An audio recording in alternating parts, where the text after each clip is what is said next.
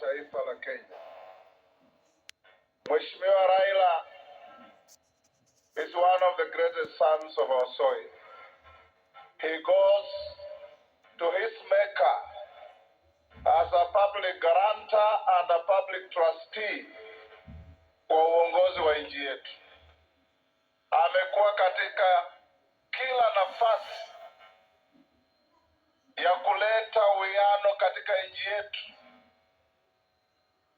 na mwandishi wa vitabu vingi vya Kiswahili kutoka Tanzania anaitwa Shaban bin Robert, katika kitabu kinaitwa Kusadikika, alisema mara mingi nchi huficha mashujaa wake mpaka janga kuu litokee.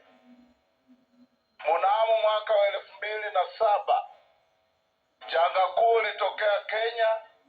Kenya ikawa karibu kupasuka mara pili mara tatu. Hardliners wakasema we want secession.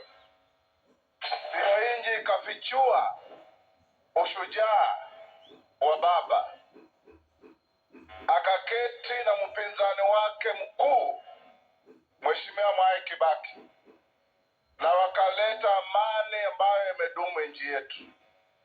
He fought a strong fight, but he remained loyal to this country.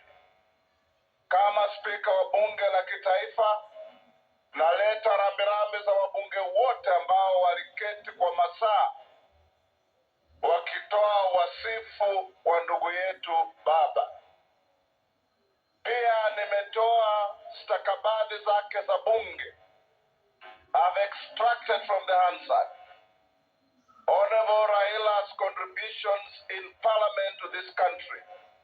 Nimeziweka pamoja na nakala za zile wabunge walisema, kutokea viongozi wetu Juneti na Ichung'wah na wabunge wote. Nimeletea Mama Aida na familia ili katika library yao wajue huyu shujaa mwenye walituletea nchi yetu alisema maneno ya kujenga nchi yetu. Nikimalizia ni kuwarai wa Kenya na rais wetu William Ruto, vile mliketi na mheshimiwa baba mkasema Kenya ni kubwa kuliko mtu binafsi, hapo ndio shikilia, na sisi tutashikilia hapo. Tushike nchi yetu, tuende mbele, tusilete siasa ya furugu ya kikabila ya kugawanya wananchi. That is not what Baba wanted. Baba, even at the lowest in his political career, he preached peace.